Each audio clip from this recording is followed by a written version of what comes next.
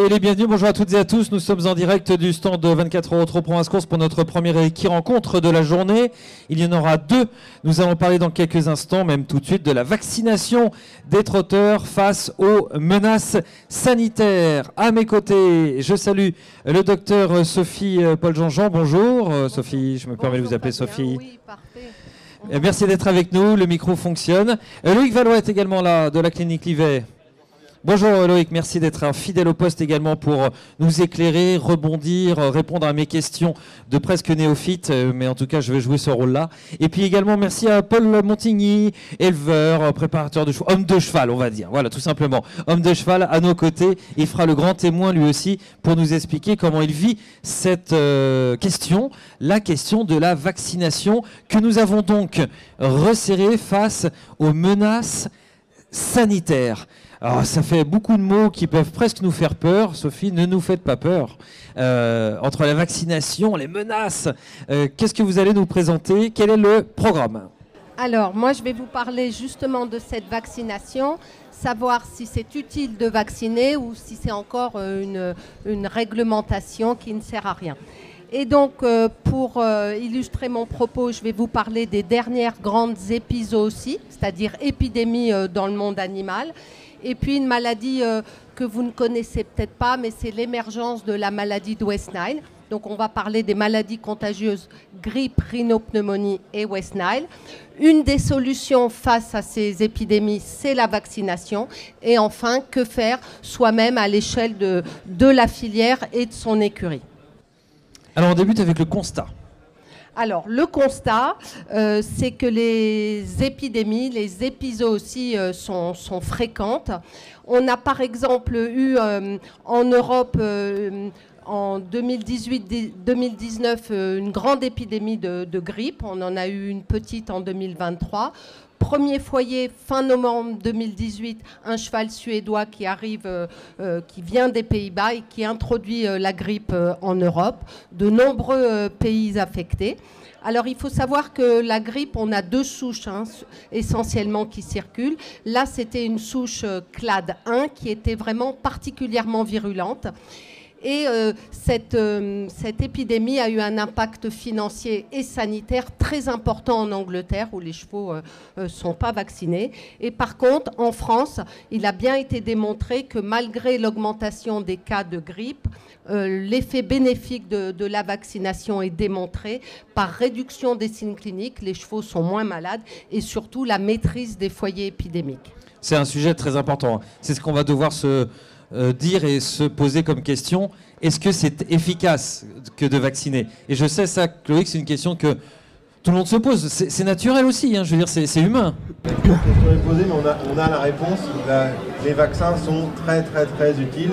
Peut-être à l'échelle d'un, enfin je pense que Sophie en parlera, à l'échelle d'un cheval, ça n'apporte pas une solution magique, mais à l'échelle d'un rat, à l'échelle d'une région, à l'échelle d'un pays, c'est des bénéfices qui sont incontestables. Exactement la même chose que pour les hommes d'ailleurs. On continue d'en parler. Je vous laisse la parole, Sophie. Donc ça, c'était la grippe. Concernant la rhinopneumonie, alors vous savez que la rhinopneumonie, on a trois formes, respiratoire, abortive chez les poulinières et cette fameuse forme neurologique avec des chevaux qui restent couchés et qui décèdent. Donc, je ne sais pas si vous êtes au courant, il y a eu une grosse épidémie à Valence en Espagne en 2021 avec majoritairement des symptômes respiratoires, de la fièvre et puis pas mal de formes neurologiques. Et puis, les chevaux sont sortis de Valence sans trop de contrôle. L'épidémie a diffusé en Europe avec des foyers confirmés dans 10 pays. Et puis, un bilan sanitaire très important. Hein. Plus de 18 chevaux qui sont morts à l'étranger ou qui ont dû être euthanasiés. La Fédération internationale d'équitation a dû annuler tous les événements. Donc, un impact également financier très important. Et puis, récemment, dans la filière sport toujours, novembre-décembre 2024, on a eu le départ d'une grande épidémie également. Hein, ça a débuté vers Le Mans. Là, on a eu un rassemblement de 700 équidés, puis les chevaux ont rejoint leur club et on a eu des formes nerveuses de la mortalité. On a un bilan à peu près à 12 chevaux morts également. Mais par contre, comme on a eu les leçons de Valence, la crise a bien été gérée. La situation s'est stabilisée. Donc les chevaux malades ou en contact étaient isolés avec un suivi de température. Et puis on faisait des écouvillons nasopharyngés pour rechercher le virus et savoir si les chevaux excrétaient. Donc la crise a bien été maîtrisée. Et puis alors ce qui est important de dire, c'est que dans les activités courses, notamment le trot et dans l'élevage, on n'a pas eu de cas. Donc c'est que la crise a bien été gérée et surtout dans la filière trot, on vaccine. Une question au passage, parce que vous nous parlez là de réactivité, mais justement, est-ce que la réactivité progresse avec le temps? Parce que là, on parle a posteriori, mais faut-il encore savoir que le foyer était ici, ensuite informer, détecter, diagnostiquer? Est-ce qu'on progresse? Est-ce qu'on va plus vite pour détecter et informer, pour dire attention, là, on a découvert ce foyer? Tu veux répondre Loïc? Alors, je pense que les progrès de la rapidité de détection dans les événements et dans les rassemblements de chevaux de sport, donc on parle de rassemblements où les chevaux restent plusieurs jours.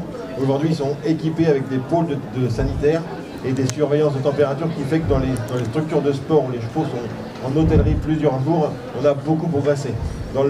C'est une question d'heure? C'est une question d'heure. Et pour lancer la communication, c'est une question de jours maximum?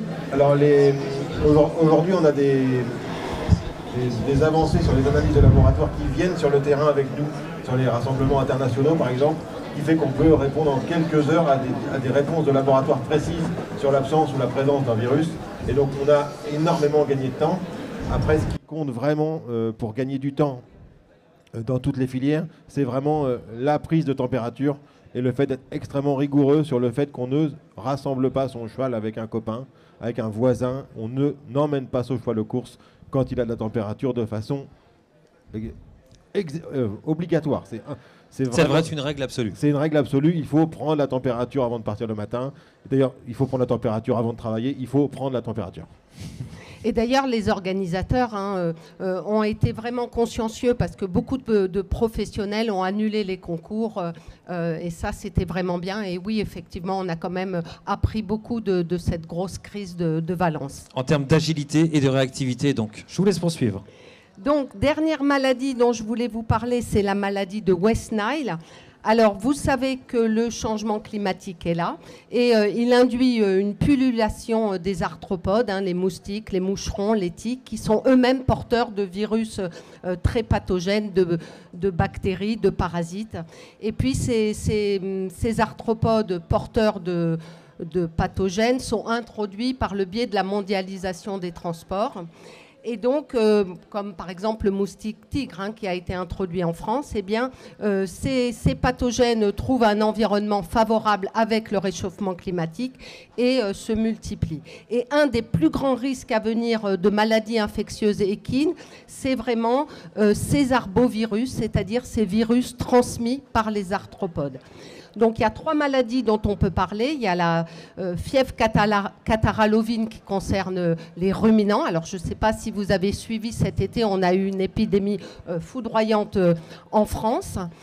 Et on a une maladie dont on parle très peu mais qui est aux portes de l'Europe, c'est la peste équine qui a un cycle épidémiologique qui ressemble beaucoup à cette fièvre catarrhale. Donc vraiment méfiance. C'est où les portes de l'Europe ?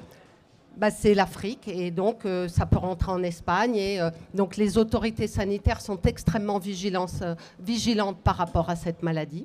Et donc notre fameuse encéphalite de West Nile qui est présente sur le territoire. Donc c'est une maladie virale qui affecte les oiseaux et les mammifères.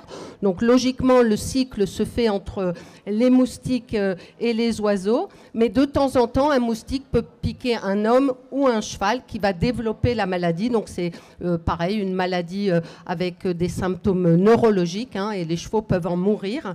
Donc c'est vraiment une maladie qui est surveillée. Et donc 2024, hein, ça a été une saison de transmission de cette maladie de West Nile historique, hein, alors au départ, elle était cantonnée dans le bassin méditerranéen, mais depuis 2023, elle atteint l'ouest de la France. On a même eu un oiseau mort dans la Vienne, donc ça remonte vers la Normandie, vers Paris. Et on a eu 39 cas humains cette année, des cas autochtones, hein, des gens qui sont piqués par un moustique et qui, en France, qui développent la maladie. Et presque 90 cas de chevaux malades ou morts de cette maladie de West Nile. Je vais demander un petit mot à Paul Montigny quelques instants. Ce changement climatique, vous le constatez au quotidien, dans votre activité, dans votre rapport aux chevaux. Et puis là, Sophie nous parlait de West Nile et des moustiques. Est-ce que ça occupe l'esprit des hommes et des femmes de chevaux ? Oui, bien sûr, parce que là, on voit bien qu'il y a un changement dans beaucoup de sens, et il faut faire très très attention, quoi. Donc, mais on voit bien qu'il y a un changement quand même. Alors il faut. Ça se caractérise par quoi ? On le voit, difficile à expliquer, mais si vous voulez, au niveau des sols, au niveau des mouvements d'oiseaux en particulier aussi, parce que vous voyez, il y a à peu près 17-18 ans, les aigrettes s'arrêtaient au niveau de Royan. Et au jour d'aujourd'hui, ça pullule chez nous dans le Maine-et-Loire. Et donc il y a quand même un mouvement qui se crée à ce niveau-là. Et puis on a aussi un mouvement énorme de chevaux avec les étrangers et tout ça, avec les pays étrangers. Ça peut être les pays de l'Est, la Suède, la Norvège, la Finlande. Et puis nous, sur la partie course, la partie Espagne, ça ne nous concerne pas tellement, mais on peut avoir le problème avec les oiseaux ou avec les moustiques. Donc nous, au stade où on travaille, on a un petit effectif. Si on a des chevaux qui arrivent des pays de l'Est ou autres, parce qu'on travaille un peu avec ces gens-là aussi, on les isole systématiquement. Pas 8 jours, 15 jours, comme on a un peu de surface, on les isole, on les met à part, on les surveille, justement de la température. Et quand au bout de 8-10 jours, il ne se passe rien, donc déjà on prend la température dès qu'il arrive. Alors c'est l'une des pratiques, c'est l'une des solutions, mais la solution dont on parle aujourd'hui, c'est la vaccination. Exactement. Donc on a parlé de ces deux maladies extrêmement contagieuses, la grippe et la rhinopneumonie. La maladie de West Nile, qui n'est pas une maladie contagieuse, mais une des solutions face à ces épisodes aussi, ces épidémies, c'est bien la vaccination. Alors la vaccination, elle a un double intérêt, un intérêt à titre individuel et à titre collectif. Alors évidemment, au niveau individuel, on va avoir une protection de l'équidé vacciné. Ça va réduire le risque d'infection et ça va réduire la sévérité et la durée des signes cliniques. Hein, on a vu pour la grippe, les chevaux vaccinés peuvent avoir un petit syndrome grippal, mais la maladie ne sera pas trop grave. Et cette protection individuelle, elle est vraiment très importante pour les maladies graves, voire mortelles, comme le tétanos, la fièvre de West Nile ou la grippe et la rhinopneumonie, qui peuvent être des maladies également mortelles. Et puis, le gros intérêt de la vaccination, c'est à titre collectif, hein, pour ces maladies contagieuses. Hein, c'est vraiment cette notion de couverture vaccinale qui doit être la plus haute possible. Donc, l'intérêt, ça va être de réduire l'excrétion au niveau des naseaux, notamment de l'agent pathogène par le cheval malade, ce qui va limiter la transmission de la maladie aux autres chevaux. Et par exemple, si on repense à l'épisode aussi de 2018-2019 de grippe en Europe, au Royaume-Uni, la vaccination n'est pas obligatoire, ça a été catastrophique, arrêt des courses, impact financier très important, alors qu'en France, on a eu quelques cas, mais la filière a continué de tourner. Si on prend l'exemple de la rhinopneumonie, dans la filière sport, la vaccination n'est pas obligatoire. Pourquoi ? Alors que dans la filière course, un trot galopeur, elle est obligatoire et on a vu, on n'a pas eu d'impact de cette maladie sur cette filière. Donc l'idée, c'est de limiter l'impact économique de ces maladies sur la filière et l'impact sanitaire et de protéger les chevaux les plus fragiles, hein, les poulinières, l'avortement, les poulains, les chevaux malades ou âgés. Alors comme des fois un schéma vaut mieux que plein de paroles, vous avez préparé un petit visuel qui résume très bien la chose. Voilà, donc que je dois à Romain Paillot. Donc vous avez en rouge un cheval non vacciné qui attrape la maladie. Donc il excrète énormément de virus il va contaminer les chevaux qui sont autour de lui.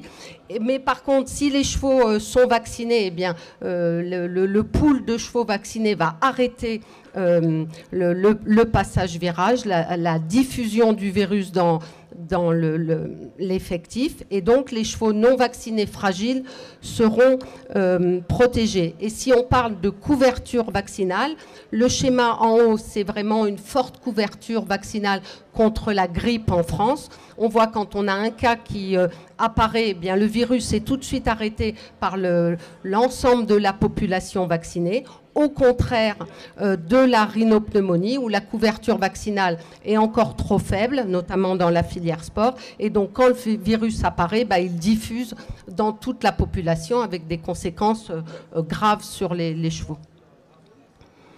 Ça nous rappelle une actualité qu'on a tous vécue il n'y a pas si longtemps, où on avait beaucoup d'experts qui nous parlaient beaucoup de ce schéma-là.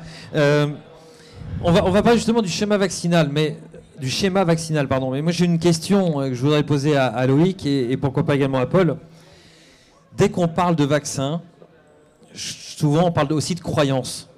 Est-ce que c'est aussi le cas chez les chevaux, chez les équidés, comme chez les hommes? Alors je ne parle pas de croyances religieuses, je parle de croyances tout court. On y croit, on n'y croit pas. Comment c'est encore possible en 2025? C'est encore possible parce que le poids de l'histoire est là et que nous sommes quand même toujours les Français à remettre en question, et c'est tant mieux. Aujourd'hui, la réponse, elle est claire, puisque les instances ont eu l'intelligence de rendre ces vaccinations obligatoires pour les courses, pour préserver le modèle et pouvoir faire des réunions tous les jours, et garder la filière debout malgré les risques d'épisodes aussi. Et ce qui fait qu'aujourd'hui, Sophie l'a dit, par rapport aux pays d'Europe qui ne vaccinent pas, nous pouvons prouver tous les jours que nous sauvegardons l'efficacité du modèle, l'ouverture des hippodromes, les réunions, plusieurs réunions par jour, grâce à cette politique très incitative, voire obligatoire, de protection contre la grippe et contre la rhinopneumonie, qui nous permet de nous rassembler tous les jours avec des risques très minimisés et qui tiennent la filière debout. Paul, vous vaccinez? Ah oui, parfaitement. De toute façon, nous... Ça a été ballot. Ça a été ballot, oui. Non, je n'insiste pas. Non, mais j'aurais plein de questions. Mais non, mais là, vaccinez. Si vous voulez, on a peu de chevaux, mais des chevaux de haut niveau. Donc, on ne peut pas courir le moindre risque.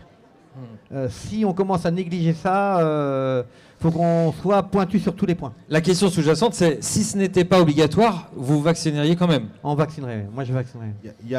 Pour finir sur les croyances, il y a une petite différence, c'est qu'on a la chance chez les chevaux d'avoir des vaccins qui sont quand même extrêmement bien tolérés, où en fait les réactions, les complications, les effets secondaires, comme on appelle ça, sont quand même limités et ne laissent pas la place au doute sur la balance bénéfice-risque.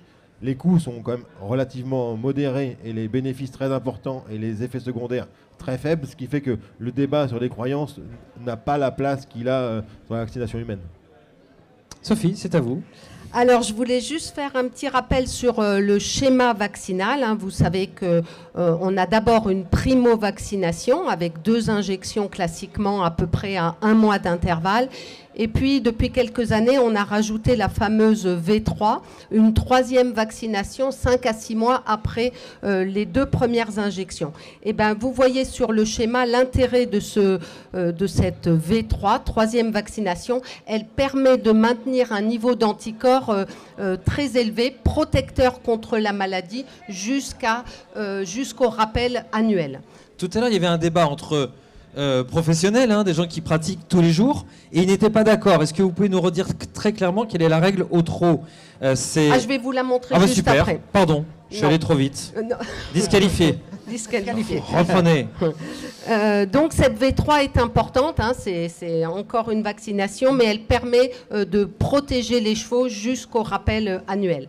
Et ce protocole de vaccination, bien sûr, il est discuté avec le vétérinaire traitant en fonction de l'âge du cheval, à partir de quel âge on vaccine, du stade physiologique. Hein, les poulinières ont des protocoles particuliers, mais aussi selon le risque infectieux qui sévit autour de l'écurie.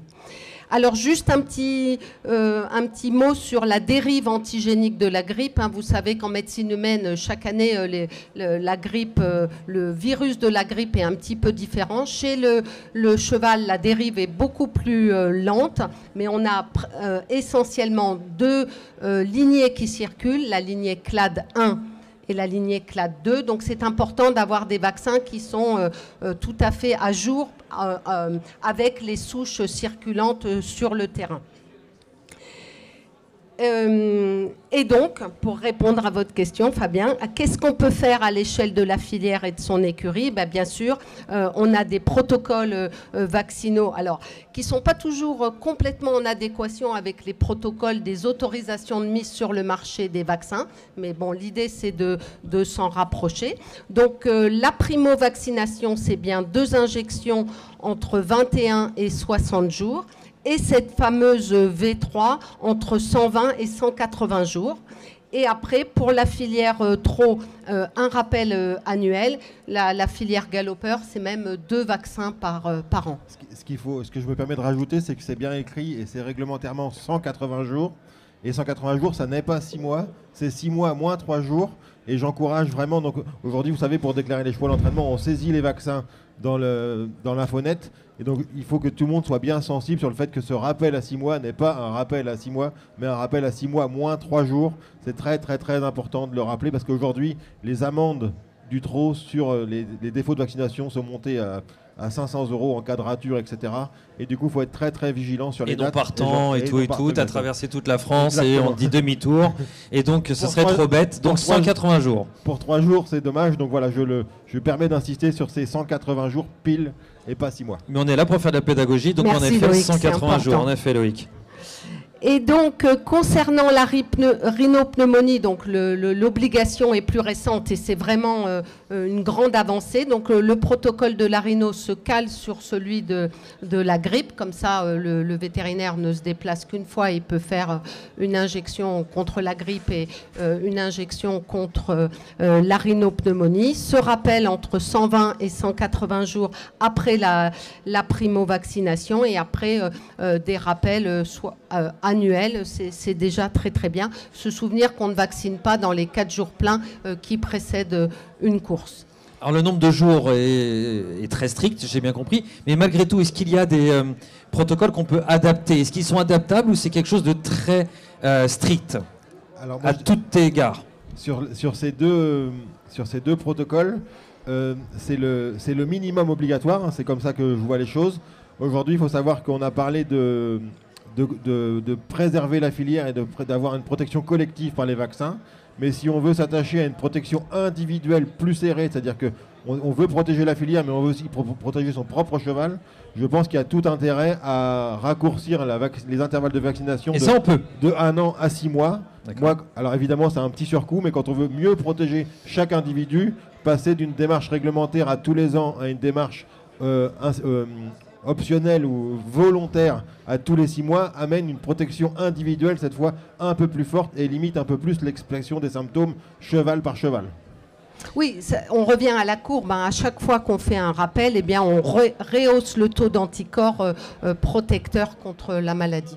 Sur le terrain, comment ça s'applique? Est-ce qu'on met un protocole? Est-ce que c'est le patron qui doit être là pour dire attention, on est à 169 jours? Est-ce que vous mettez en place des outils qui vous permettent de dire c'est avec votre vétérinaire, vous êtes en totale confiance? Comment ça se passe en pratique? Non, on ne les compte pas tous les jours quand même. Non, on a un planning de près. On sait qu'à tel moment, on essaie de regrouper les chevaux, de vacciner par exemple tous les foules en même temps.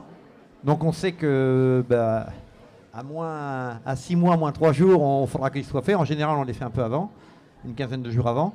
Et pour protéger tout le monde. Et puis les poulinières, pareil, il ne faut pas les oublier. Parce que si vous voulez, quand vous mettez des saillies une saillie, que votre jument est pleine d'un bon cheval ou autre. Aujourd'hui, les saillies sont très chères et il faut quand même préserver son bien au maximum. Et nous, notre travail au niveau de l'élevage, c'est surtout d'amener les chevaux soit aux ventes, soit pour la compétition, indemnes de tout. Donc il faut les protéger au maximum et qu'ils ne soient pas malades. Si un cheval a chopé la rhino ou la grippe ou autre, et votre poulain sera plus le même. On est là pour faire des Formule 1, pas des 2 chevaux, quoi. Et pour nuancer un peu tous les 6 mois à l'élevage, je pense qu'à l'entraînement, il y a beaucoup de mouvements de chevaux. Donc le taux vaccinal dans chaque cheval, pour moi, doit être au maximum. Donc c'est légitime de le faire tous les 6 mois. À l'élevage, c'est pas forcément, c'est n'est légitime que en fonction du degré d'ouverture du haras. Si vous êtes un haras privé, que vos juments, que votre élevage personnel, et vous avez peu de mouvements, je pense qu'il y aura un rappel annuel, et c'est discutable pour la rhinopneumonie, on en parlera peut-être un peu sur l'élevage, parce que les avortements ne sont protégés vraiment qu'avec des vaccins plus denses. Ensuite, si le haras est très ouvert, oui, il faut augmenter la fréquence des vaccinations pour protéger son troupeau. Alors, quand vacciner ? Quand vacciner? Alors évidemment, on vaccine des animaux en bonne santé. Donc l'idée, c'est avant de vacciner, de vérifier cet état de santé, prendre la température et idéalement en dehors des périodes de stress qui diminuent l'immunité, donc en dehors des épreuves, des courses, du sevrage qui est un mauvais moment à passer pour le poulain, des transports, des changements de conditions de vie et idéalement, évidemment, on va vacciner avant les périodes à risque. Alors, on pouvait vacciner à l'automne parce qu'on pense que les virus circulent plus l'hiver, mais ce n'est pas toujours vrai. Et l'idée, c'est de ne pas interférer avec la mise en place d'une immunité correcte. Donc, il faut bien vérifier ces livrets de vaccination et vraiment anticiper cet acte qui est très important. Donc, ce qu'il faut retenir en conclusion, c'est que la vaccination, c'est un outil de prévention essentiel contre les épizooties. Au niveau individuel, Loïc vient bien de l'expliquer, au niveau collectif avec cette notion de couverture vaccinale la plus large possible, toujours suivre les bons protocoles en fonction de la réglementation et des AMM, des vaccins et du risque des chevaux dans l'écurie. Et retenir que la vaccination, c'est un des piliers de prévention contre les maladies infectieuses, mais ça n'est pas le seul. Il y a bien sûr toutes ces notions de biosécurité, d'isolement, de prise de température et que tout le monde soit responsable. Loïc voulait ajouter quelque chose sur la rhino, je crois. En tout cas, peut-être lancer le débat des 3 dernières minutes autour de la rhino, qui est le mot qui fait aussi un petit peu peur quand on est autour des chevaux. Oui, la rhino, ça fait peur. Il faut en être... L'histoire a montré en 2024 que les couvertures vaccinales bien faites protégeaient très bien des épidémies, qu'on pouvait faire face très tranquillement. Je pense qu'aujourd'hui, il y a la sécurité contre les avortements par plus de vaccins en fin de gestation. Elle a son sens. Vraiment, j'incite tout le monde à le faire quand on veut, parce qu'un avortement, ça coûte très très très cher à l'éleveur. C'est sans doute ce qui coûte le plus cher à l'échelle de la filière. Parce qu'on a nourri une jument pendant 1 an, parce qu'on a des réservations de saillie, on a une non-production, enfin, voilà, c'est très important. Et Paul confirme, le micro était un petit peu éloigné de la bouche, mais il confirme totalement. Donc voilà, et pour élargir un petit peu sur les vaccins, aujourd'hui, les progrès de la science sont là, donc on a d'autres maladies qui nous embêtent beaucoup, qui sortent des vaccins, qui permettent qu'on peut limiter par l'apparition de nouveaux vaccins. Je pense par exemple à la gourme, qui est quand même une maladie dont on a été beaucoup embêté, on est peut-être un peu moins embêté, mais c'est des vaccins auxquels il faut commencer à penser, puisque quand on a la gourme, c'est pareil, l'entraîneur ne va pas aux courses pendant 1 mois, 2 mois, tous les chevaux sont malades avec des abcès sous la gorge. Le coût pour la filière est aussi, le coût pour l'entraîneur, les propriétaires est très cher, donc il faut être attentif, parler aux vétérinaires de comment on peut améliorer au maximum la prévention. En fonction du contexte, on peut parler d'autres vaccins que ces deux-là, mais ces deux-là sont très très importants. Est-ce que... Oui. Je voulais rajouter un petit mot, parce que j'ai parlé de la maladie de West Nile, contre laquelle il existe un vaccin. Et effectivement, les chevaux qui vont dans les zones à risque, donc essentiellement, par exemple, les meetings dans le sud de la France, ça peut être intéressant de vacciner des chevaux de valeur contre cette maladie. Dernière question pour se projeter, puisqu'il reste 30 secondes. Est-ce que le laboratoire ou les laboratoires travaillent sur un vaccin global? Est-ce que on pourrait avoir un vaccin multipathologie, ou est-ce que c'est forcément un vaccin pour chaque pathologie, pour chaque maladie? Alors c'est vrai que ça a existé, hein, des vaccins combinés grippe, Voilà, rhinopneumonie. Pour l'instant, non. On travaille surtout à la mise à jour des souches circulantes. Ça, c'est vraiment très important. Et voilà, d'être en accord avec ces souches circulantes. Mais on n'aura pas de vaccins combinés dans les années à venir. Merci pour tout ça, merci pour toutes ces informations, merci pour votre participation. Nous avons passé une demi-heure à parler de ce sujet extrêmement important. Nous aurons un autre sujet dans notre Qui rencontre tout à l'heure, Sophie. L'ostéochondrose. Oh oui. Merci, à tout à l'heure. Bonne journée, bonne suite du salon Expo Étalon ici à Vincennes. Merci de nous avoir suivis.